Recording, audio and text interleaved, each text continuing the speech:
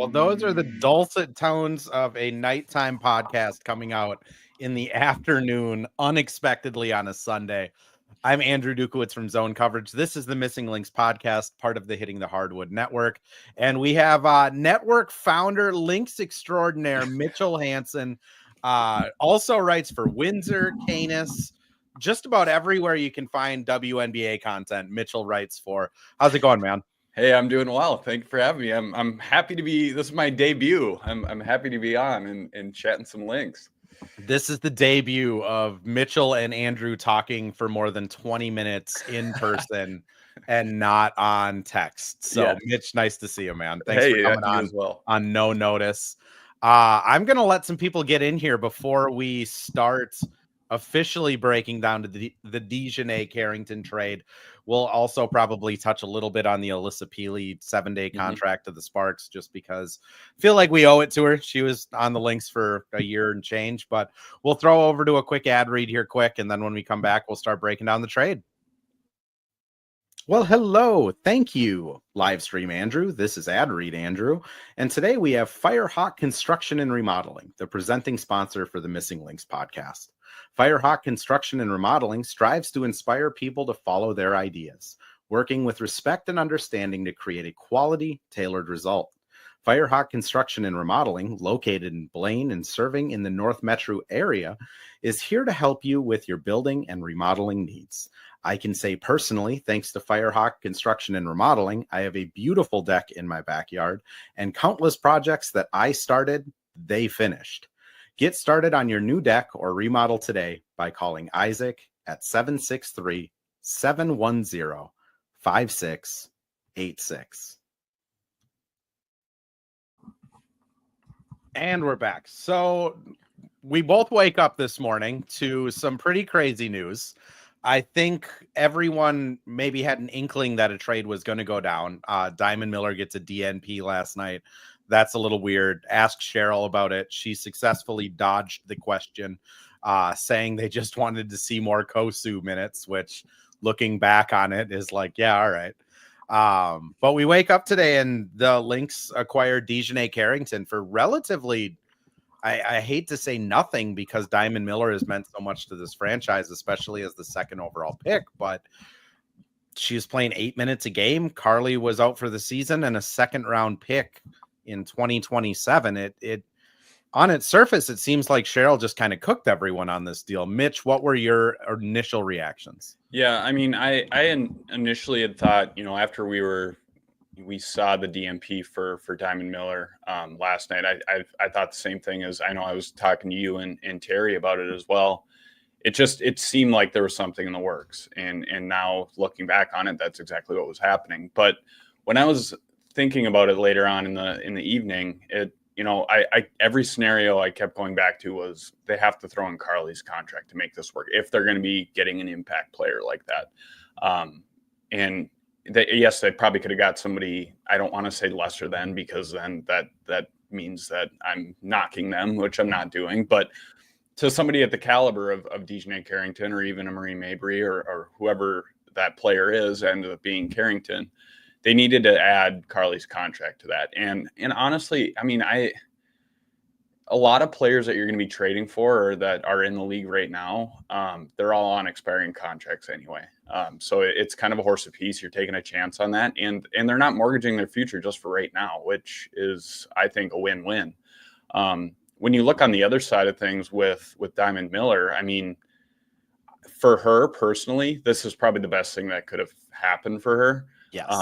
I do think a fresh start is really key for her, as well as just more playing time. That was kind of the downfall of being in Minnesota. She just, unfortunately, injuries earlier on in her career kind of slid her down the depth chart, and she just hasn't been able to battle, or kind of bounce back out of that, or kind of battle out of that. And she works her tail off, and she keeps a positive attitude all the time, at least in the public light. And I think that's the same behind the scenes. But her getting extra playing time in Dallas, and also playing with, a Paige Beckers, they like to push the pace, they like to run. That's Diamond Miller to a T. Yeah. So that is perfect for her, I think, too. But I love this trade. I absolutely love the trade. It's worth a chance. It's worth a shot. The second round pick, that's a no-brainer add-in to me. And I think that this is it will end up being a great move. Minnesota needed to make a move, I think. Especially with New York adding some pieces. It just felt like this Lynx team was one piece away, or maybe a couple contributors off the bench away from being a really solid team, and I think just maybe one move away, like this one, to being dang near unstoppable, because they already have been to this point. Now they're even better. But what do you think of kind of the initial reactions of the trade? People on the Lynx beat will know Dijonai is probably in my top 5 favorite players to watch. Not saying she's a top 5 player in the league, but players like Dijonai, who I wouldn't consider her a dirty player, but she is a chippy, intense, ferocious player. I mean, if she's playing low man and you got a free layup, she's going to make you feel it. If she is going to get picked and she notices it before it happens, she's going to put an elbow into your body. Like, she is the type of player that this Lynx team just doesn't really have. Right. So I love it from that standpoint. The other thing is, this is a Lynx team that is the number 1 defensive team in the league, and they are adding a first team all defensive player from last year to come off the bench and replace BC and K-Mac, who are arguably all defensive caliber players. The embarrassment of riches that Cheryl's going to have on her wing and guard rotations is wild. And I would agree with you with Diamond Miller. I think, unfortunately for this Lynx team, when you're going to play 5 or 6 minutes or 10 minutes, Cheryl is going to value defensive intensity and not making mistakes over all else. So even though Diamond's having a good shooting season, even though she's been showing flashes, the turnovers, Cheryl's just not going to tolerate 2 turnovers in 6 minutes, or Diamond hits a 3 and then doesn't get back right in transition, or hits a nice layup and then gets a technical called on her. It's just not a way to break through on this roster. Now in Dallas, where they're not going for a championship this year, that's perfect for Diamond. She can have her mistakes. She can get more play time and kind of grow. She can have technicals and they're not going to cost her minutes. So I think it's great for Diamond. Karlie, I think it sucks for. I mean, it seemed like she was really well liked on the team. I don't know exactly what WNBA like requirements are for a player like Karlie who's injured and gets traded. My guess is she's probably not going to be going to Dallas. She's been working with TCO with her recovery. She's been working with the Mayo Clinic. Those are kind of the providers that have been doing all of her surgical work. My guess is she's probably going to still be like in the Minneapolis area, especially since she's not going to play for this team probably ever, because her contract also expires. So you look at it that way of you traded Diamond in a 2nd round pick for an all defensive caliber player. Ben comments in here, most improved in 2024 as well, which most improved. And she seems like the perfect fit for Cheryl, someone that just team first, isn't afraid to do the dirty stuff. She already has a relationship with Court and Yavon. If she ends up sticking around, I think it's a great move. Yeah. The nice thing too is to go back to your point about being a fit. Yeah. I mean, personality wise or kind of being familiar with the team. That's one thing you see with all of these players, that they played with each other at one point in their career, which is great. I mean, the chemistry is there to some extent. And I think that's obviously by design. But the other thing is too, like, she is a Cheryl Reeve player. She is a gritty, nitty player that will go, do things on both ends that's needed to be done. You look at like a Jess Shepard, like somebody that just goes in there and does everything. That's a Cheryl type of player. Dijonai is kind of the same way, that she maybe, will have, some, I don't want to say off nights, but quieter nights offensively, but she makes a solid impact defensively, or vice versa. So that is the type of player that Cheryl loves. But then on the other side too, it's intriguing to think about how she might mix in with the starters too. Let's say if Bridget Carleton is not, producing well, or she's on an off night or whatever, you can throw Dijonai into that slot and play her there with the starting, the other four, which is a really nice option to have, especially when you get to matchups in the postseason and, a series, and especially just down the stretch of the regular season and just kind of conserving bodies and in minutes. But it's a great move. I mean, a lot of people are like, well, why are they adding a guard? They need somebody that's more of a wing. Well, Dijonai is basically a wing player. Yeah. Anyway. She just has the guard position, but it's a great fit. And I think she'll have a little bit of extra motivation too. I mean, you come from a team like Dallas that's, sliding down the standings. They're not going to be making the postseason. They're young and learning. And now she goes from that to a team like Minnesota that's, the odds-on favorite to win it all, or at least reach the finals. But I just saw something on X, actually, the rich get richer. That's kind of how it looks. And, Cheryl is kind of the master of in-game adjustments and in-season adjustments and making things work and figuring things out. And this is just another example of that. It's so interesting that Dijonai is the piece they chose to add to, because I think everybody that looked at this Lynx team kind of thought, oh, they need more of that feisty edge on them. They could use another perimeter defender, like if a shot isn't falling for BC, or K-Mac is, needs a night off or something like that. She kind of just hit all of the right marks. I know there's been some talk still of like, oh, well, can they go out and get a post player in free agency still? My pushback on that has just kind of been, how are you going to play that person? If he's going to play 35 minutes, that gives you 5 off the bench. If Land's going to play 28, that gives you 12 more minutes. So then you have 17 minutes for Jess and whoever they bring in. Like it's going to be so hard to find a post player that's better than Jess to get minutes. Whereas Dijonai, the minutes kind of come naturally. I mean, now you don't have to play K-Mac 35 minutes a game. Put her down to 28. There's 7. BC probably doesn't need to play 34. Get her down to 28. There's another 6. You get the 5 from Diamond. Maybe Court and T are now playing, 22 and 18 minutes respectively. And there's more of a balance there because they don't have to overlap. It just seems like roster wise, this was a really good fit. Mitch, I do want to just get your thoughts on, Dijonai in Dallas is not having particularly a great season. I mean, shooting sub 40% from the field, 26% from 3, career high in turnovers with 2.5 per game, career high in personal fouls, points per game is down.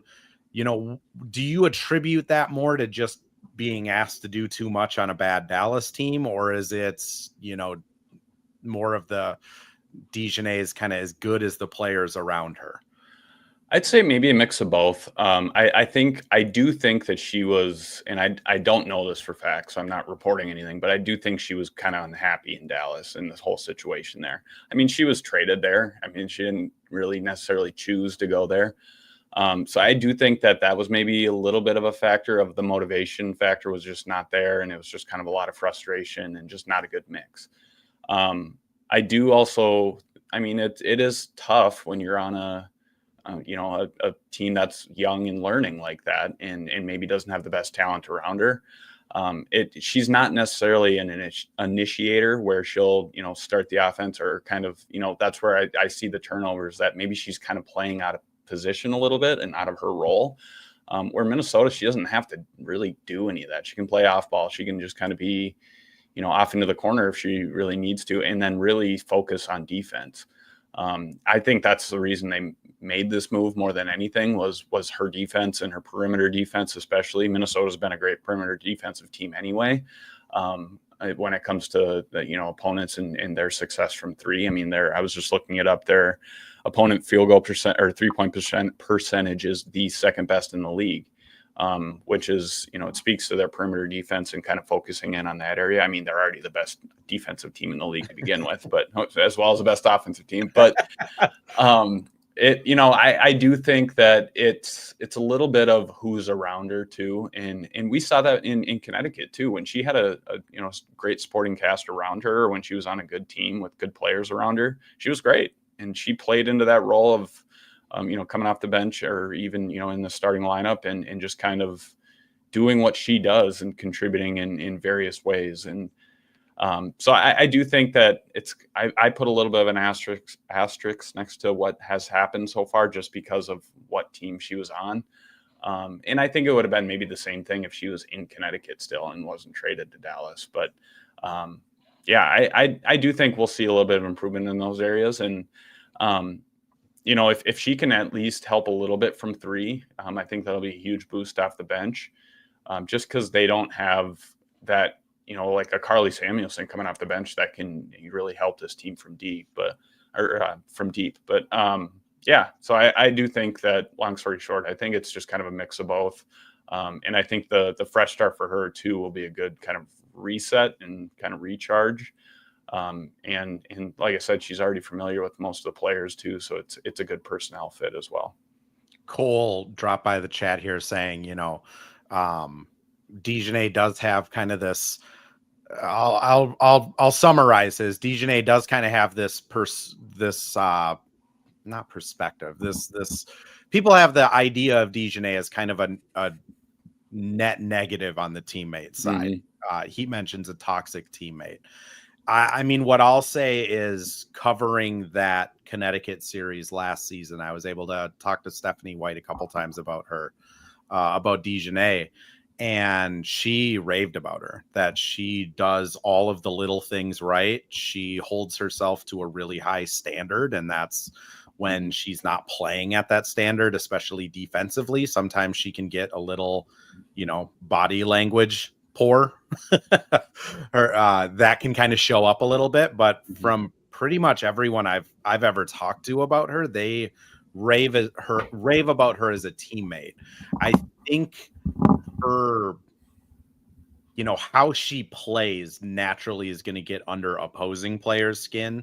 Right. She's not, like I said earlier in this, she's not a dirty player. Like, she's not someone that goes underneath a jump shot and tries to get someone's ankle to roll.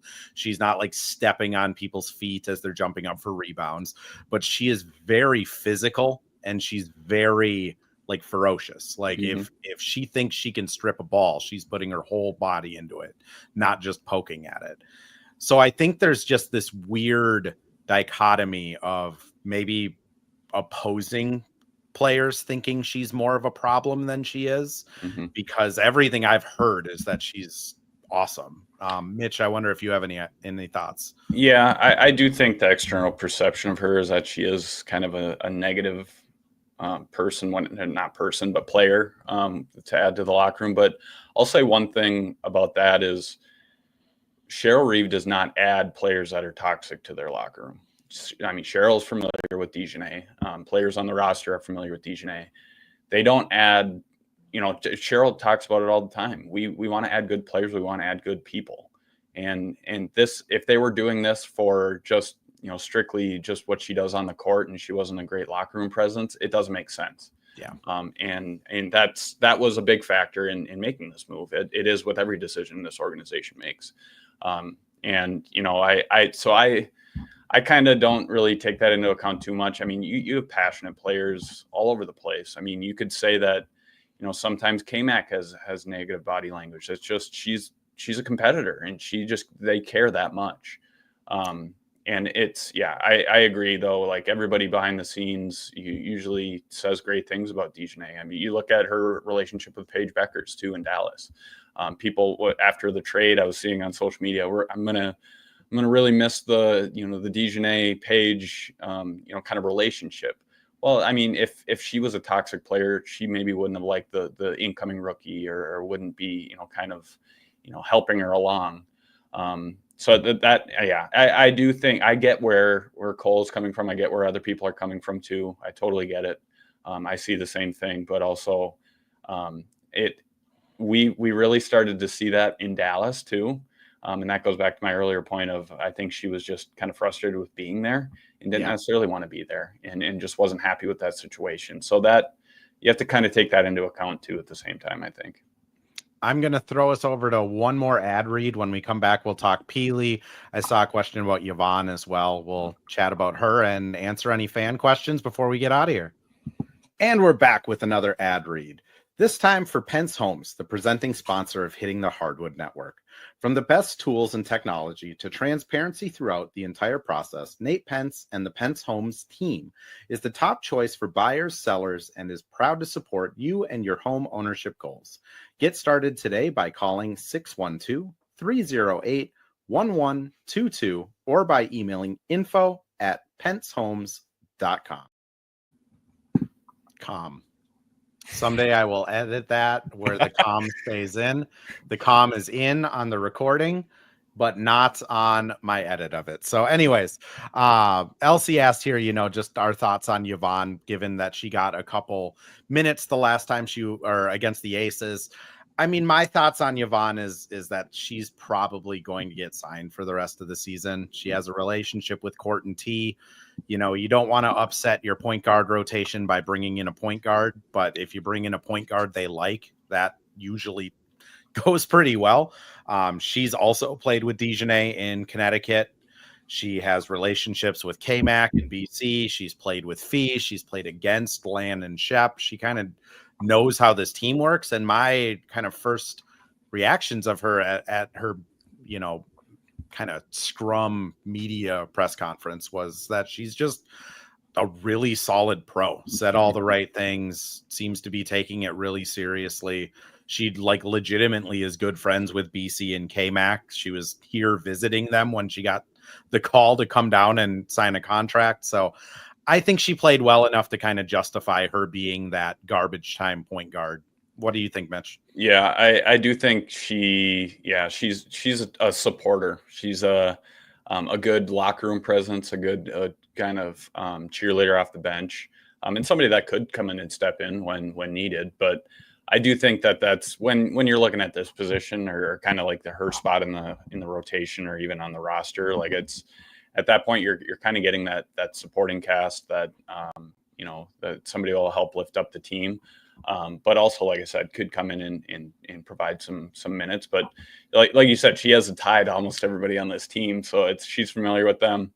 And like she said, that whether it's true or not, when she got the call to sign with the Lynx, she was already in Minneapolis, or she was already in Minnesota visiting, what she said, her friends.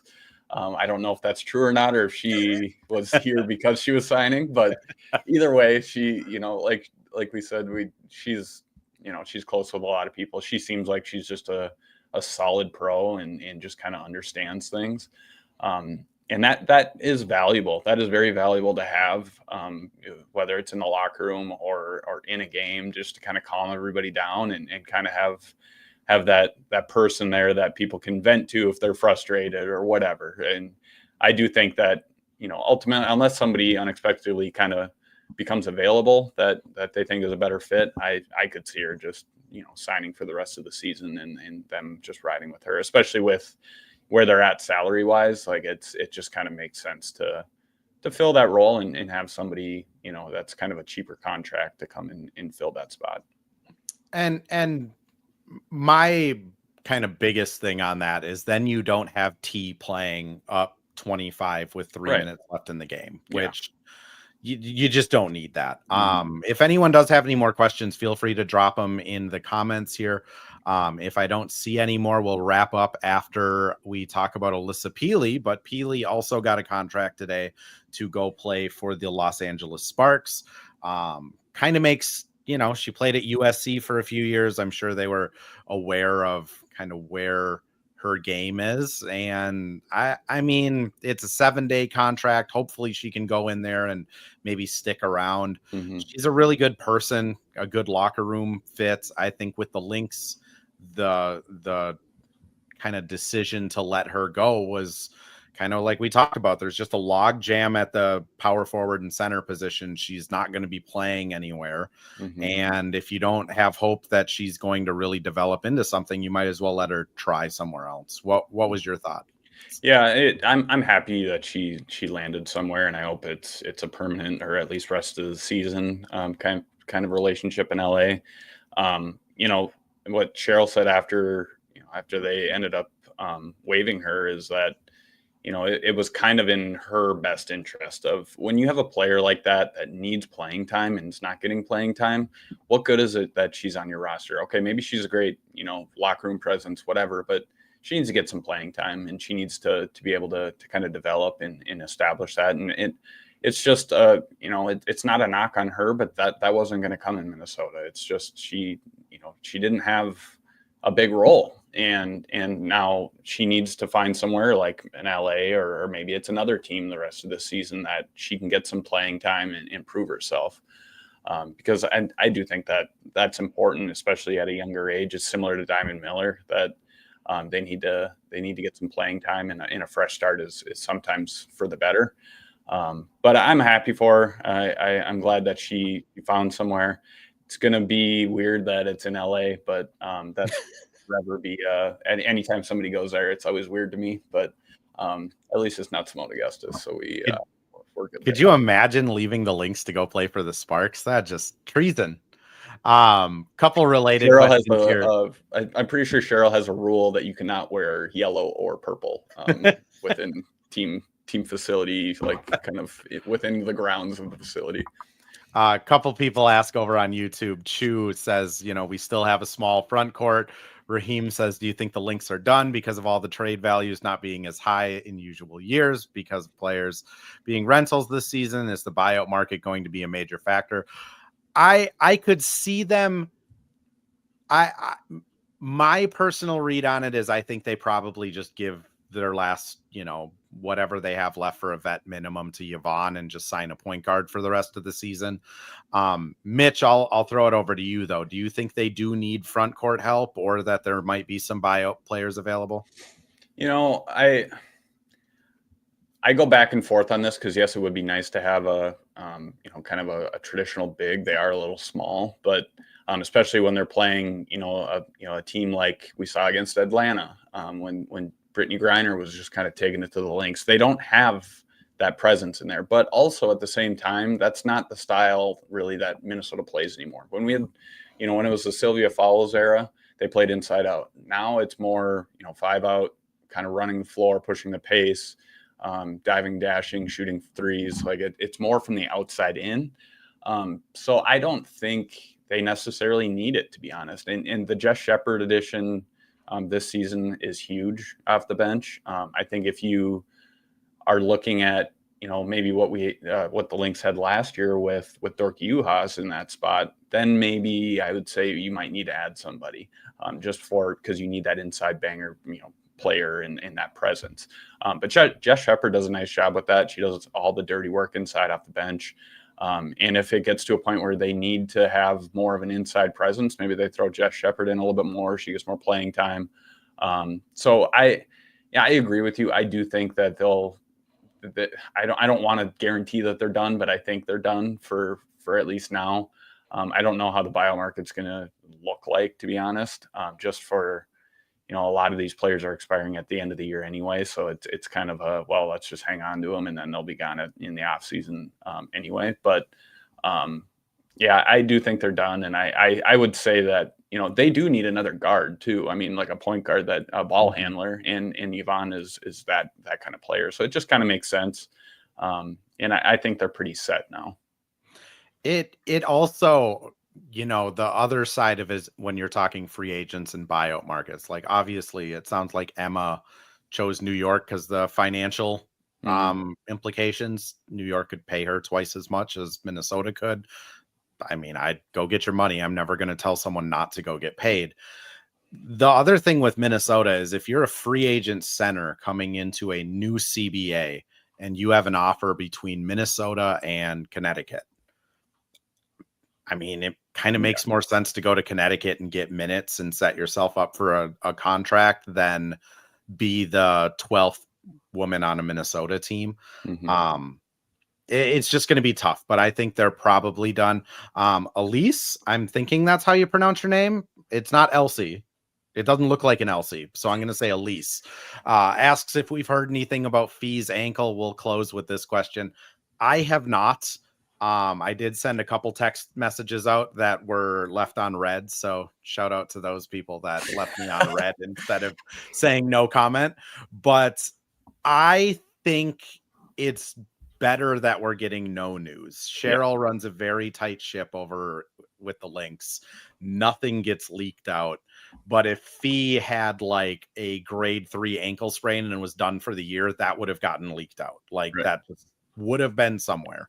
I also think it's good that it's an ankle and not a plantar fasciitis issue or something that is more severe that Fee has kind of dealt with for her whole career. Now, that being said, the Lynx have a 6-game lead for the 1 seed. They probably don't need to play Fee against Seattle unless, she is full go. But, I also wouldn't be surprised. Fee doesn't like sitting out of games. Mitch, have you heard anything though? No, I'm the same way. And somebody asked me on social media this today, kind of to your point, what you were talking about, like if it is something serious, they usually send out an injury update via press release or on social media, whatever it is. I'm thinking back to the Karlie Samuelson injury. Like we heard of that almost right away that they provided an injury update. Yeah. So the fact that we haven't heard anything, I think, like you said, is a good sign. Now, that's not saying it's, she might miss a little bit of time, but I do think, we'll learn more on Monday. I mean, the team usually after games is kind of pretty quiet, and they don't really do much after games, understandably, but especially when they're on the road too, that makes it even harder. But yeah, I mean, I think we'll know more Monday, but if there is anything serious, we probably would have learned it, or we will be learning it today. But I don't know. Yes, it's not a good injury by any means. Anytime, I mean, anything that happens to Fee is not good. You never want to see that happen. But correct. The fact that she, was able to, kind of walk off the court on her own power, that is a good sign. And I know I did my best lip reading attempt. There we go. A lip reading after the game. I know Cheryl and Becky Hammond had kind of stopped at midcourt, shook hands, and you could tell that Becky asked how Fee is doing, and you could see Cheryl mentioned, or she said something. I couldn't kind of make it out, but she just kind of nodded like she'll be all right. And now whether that's true or not, we'll see. But yeah, I don't think it's incredibly serious. And if people are really worried about it, the Lynx send out a day ahead of game injury update, which Mitch tweets out, I tweet out. I'm pretty sure the entire world that covers the Lynx tweets it out, but we will probably be tweeting out something of an update of, at least if she's out, doubtful what it is, tomorrow when we get that. I lied though. Cole asks if the Dijonai trade moves the needle for, the championship rematch that I think everyone is kind of assuming is coming. I would like to hear your take on it. I kind of mentioned on social media, I don't think it makes the Lynx like the presumptive favorites to win it. Like I think going into a 7-game series, it'll still probably be Liberty in 7. That would, or maybe 6, because Lynx will have home court advantage. But I do think this moves the needle a little bit, makes it a little bit more of a 50-50, 55-45 type of series instead of, the Liberty are going to win. Yeah. We'll close with that, Mitch. What do you think? Yeah, I agree with that. I do think, like I said earlier, Minnesota needed to make some sort of move. This is obviously that move, but they needed something to kind of keep pace with New York and the talent that they have and are bringing in. Yes, Minnesota's ahead in the standings. They have a comfortable lead. That doesn't matter when you get in the playoffs. So it doesn't matter if Minnesota's the 1 seed or the 7 seed. You still gotta produce in the playoffs. You still gotta beat those teams. Yes, you maybe have a quote unquote easier path to the finals as a top seed, but you still gotta focus on yourself and be playing your best basketball at that time. And I think Dijonai helps with that. Specifically when it comes to the defensive end, like we talked about, like Minnesota's, before the Dijonai trade, they were the top offensive and defensive team in the league, as well as like 5 other categories. They're a good team, but this obviously helps. I mean, that's one thing with Diamond Miller. She maybe wasn't as strong defensively as Dijonai is, and that's an improvement. So I'd say if you're kind of measuring that, and if it is, moving the needle, I do think it moves the needle in the right direction a little bit. But we'll see once we get into the postseason and see how it's a whole other world when you're talking about a team in a 7-game series or even a 5-game series or whatever. And now some people might look at these upcoming games against the Liberty and kind of use that as a measuring stick when it comes to what we could see in the finals or in the playoffs or whatever. And I kind of caution people in doing that just because New York is banged up. We're probably not going to see Breanna Stewart for most of those games, if not all of them, as she kind of battles back with her injury. But once she gets back healthy, obviously that's, an MVP caliber player that is returning to the lineup. That's like Minnesota being without Fee, and then all of a sudden Fee comes back. They're obviously going to be better.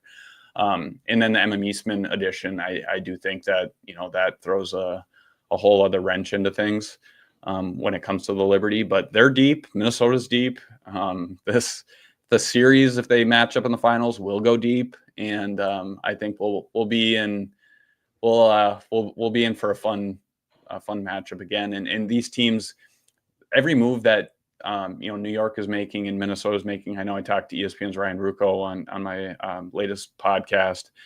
I asked him, I was like, do you think that these two teams are making moves, with the intention of, okay, this will make a difference against the Liberty. This player will make a difference against the Lynx. And he agreed 100%. That's what they're doing. They're both making these moves with the other team in mind that they're going to rematch in the finals. And now it's just kind of that chess match of what piece fits here, what piece fits there to try and, counter the other team. But I do like the move a lot. Like I said, now if we're looking at Marina Mabry and she got traded, in this situation, she gets brought into Minnesota, I think it moves the needle even more. Yeah. I mean, Marina Mabry is an incredibly great player, but it's, it does move it a little bit. And I think sorry to keep rambling, but I do think Emma Meesman was probably plan A for the Lynx and trying to get somebody in. But this is just plan B, and it's still a good plan B. It's still a good trade and still a good addition. Completely agree with all of that. Let's wrap the pod up here. For people that came in late, this will be published tomorrow morning, Monday at 7 a.m.